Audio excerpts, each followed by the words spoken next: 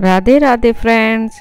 ओम गम गणपते नमः। ओम नमो भगवते वासुदेवाय। माघ मास मातम्य अध्याय 17। सारे संसार के कर्ता श्री भगवान विष्णु, माता लक्ष्मी और देवी सरस्वती तथा श्री देव गुरु बृहस्पति जी के चरण कमलों में नमस्कार करके मैं इस माघ मास महात्म्य का वर्णन करने जा रही हूँ। जो माघ मास में नियम पूर्वक एक समय भोजन करते हैं वह धनवान कुल में जन्म लेकर अपने कुटुंब जनों में महत्व को प्राप्त होते हैं। माघ मास में तिलों का दान जरूर करना चाहिए, विशेषकर तिलों से भरकर तांबे का पात्र दे देना चाहिए। जो माघ मास में ब्राह्मणों को तिल दान करता है वह समस्त जंतुओं से भरे हुए नरक को प्राप्त नहीं होता। श्री हरि नारायण को माघ मास अत्यंत प्रिय है। माघ मास में साधु संतों महर्षियों के सानिध्य से मानव बुद्धि पुष्पित पल्लवित और प्रफुल्लित होती है, अर्थात प्राणी को आत्मज्ञान की प्राप्ति होती है। माघ मास में प्रातः स्नान, कल्पवास, पूजा, जप, तप, अनुष्ठान, भगवत भक्ति, साधु संतों की कृपा प्राप्त करने का उत्तम मास है। माघ मास मातम्य 17वां अध्याय। अप्सरा कहने लगी कि हे राक्षस, भय ब्राह्मण कहने लगा कि इंद्र इस प्रकार अपनी अमरावतीपुरी को गया। सो हे कल्याणी, तुम भी देवताओं से सेवा किए जाने वाले प्रयाग में माघ मास में स्नान करने से निष्पाप होकर स्वर्ग में जाओगी। सो मैंने उस ब्राह्मण के यह वचन सुनकर उसके पैरों में पड़कर प्रणाम किया। वो घर में आकर सब भाई बांधव, नौकर चाकर, धनादिक त्याग कर शरीर को नष्ट होने वाली वस्तु समझकर घर से निकली और माघ में गंगा यमुना के संग पर जाकर स्नान किया।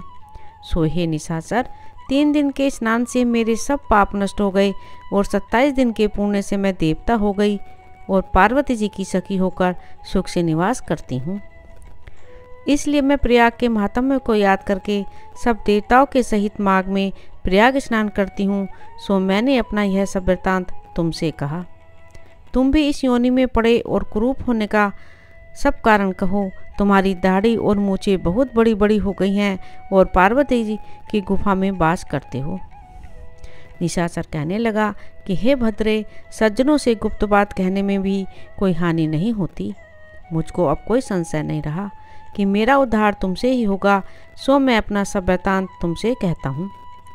मैं काशी में वेदों का ज्ञाता था और बड़े उच्च कुल के ब्राह्मण के घर में जन्म लिया था। मैंने राजा, पापी, शूद्र तथा वैश्यों से अनेक प्रकार के दान लिए। मैंने दान लेने में चांडाल को भी नहीं छोड़ा। उस जन्म में मैंने कोई भी धर्म नहीं किया, वहीं पर ही मृत्यु को प्राप्त हो गया। तीर्थ स्थान पर मरने के कारण नरक में नहीं गया। पहले 2 बार गिद्ध योनि में, 3 बार व्याघ्र योनि में, 2 बार सर्प योनि में, 1 बार उल्लू की योनि में और अब 10वीं बार राक्षस हुआ हूँ और सैकड़ों वर्षों से इसी योनि में हूँ। इस स्थान को 3 योजन तक मैंने जंतुहीन कर दिया है। बिना अपराध के बहुत से प्राणियों को मैंने नष्ट किया।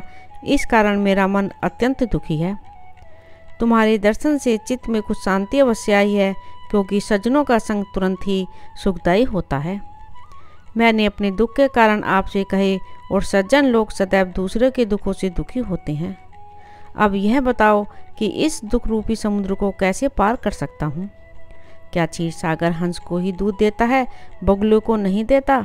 दत्तात्रेय जी कहने लगे कि इस प्रकार उसके वचन सुनकर कांचन मालिनी कहने लगी कि हे राक्षस, मैं अवश्य तुम्हारा कल्याण करूँगी। मैंने दृढ़ प्रतिज्ञा की है कि तुम्हारी मुक्ति के लिए प्रयत्न करूँगी। मैंने बहुत बार प्रयाग में स्नान किया है। वेद जानने वाले ऋषियों ने दुखी को दान देने की प्रशंसा की है। समुद्र में जल बरसने से क्या लाभ? प्रयाग में स्नान करने का 1 बार का फल मैं तुझे देती हूँ, उसी से तुमको स्वर्ग की प्राप्ति होगी। उसके फल का अनुभव मैं कर चुकी हूँ।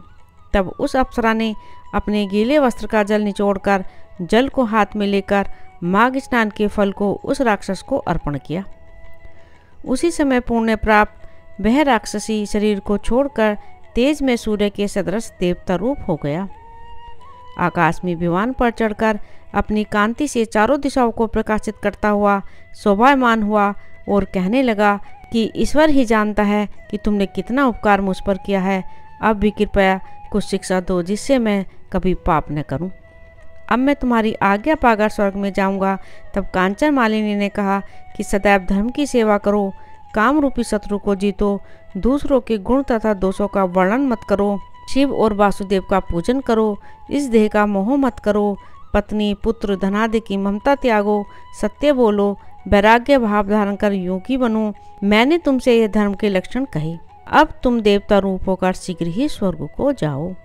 दत्तात्रेय जी कहने लगे कि इस प्रकार गंधर्वों से शोभित वह राक्षस कांचन मालिनी को नमस्कार करके स्वर्ग को गया और देव कन्याओं ने वहां आकर कांचन मालिनी पर पुष्पों की वर्षा की और प्रेम पूर्वक कहा कि हे भद्रे, तुमने इस राक्षस का उद्धार किया।